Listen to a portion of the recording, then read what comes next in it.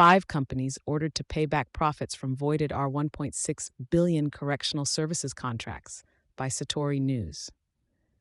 In a landmark ruling that underscores the South African government's commitment to transparency and good governance, the Special Tribunal has mandated the return of profits earned from contracts amountarily valued at R1.6 billion, previously awarded by the Independent Development Trust (IDT) for projects under the auspices of the Department of Correctional Services.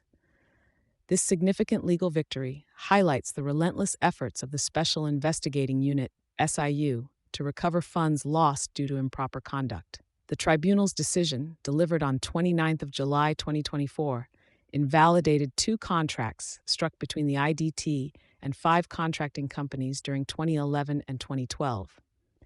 The implicated companies, including Sislek Consulting Engineers, Limited, Bacone Consulting Engineers, Limited, Bacone Select Consulting JV 2011, Menulity Consulting SA Limited, and SA Fence and Gate JV, were initially tasked as transactional advisors to oversee and implement vital security infrastructure for South Africa's correctional facilities.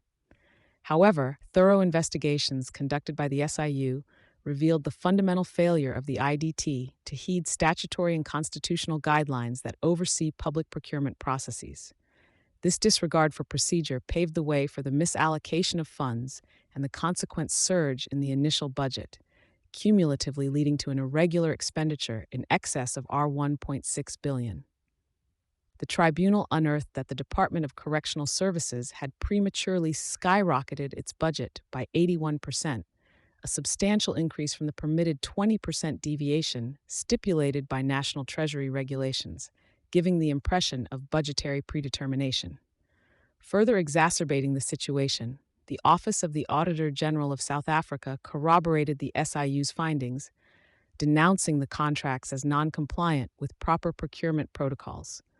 This neglect rendered the contracts void and placed the financial onus on the IDT for irregular expenditure of the full contract amount. The Special Tribunal's order is an unambiguous mandate for the companies to forfeit their overall profits.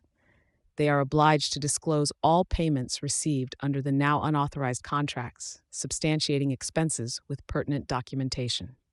The legally accountable profit must be remitted, post-deduction of legitimate expenses. Moreover, the corporate entities have been saddled with the legal costs incurred by the SIU in pursuit of the review application. The SIU, acting under Proclamation R28 of 2017, lauded the outcome, recognizing it as a stride towards the enforcement of its investigatory findings and a measure of accountability to reclaim state-incurred losses. The tribunal's outcome is not only a testament to the SIU's civil litigation capabilities authorized by the Special Investigating Units and Special Tribunals Act 74 of 1996, but also highlights the potential of the National Prosecuting Authority, NPA, to instigate criminal proceedings based on evidence relayed by the SIU. As the dust settles on this case, the verdict serves as a warning against complacency and misconduct in the management of public funds and strengthens the resolve against corruption and maladministration within the public sector. Thank you for choosing Satori News.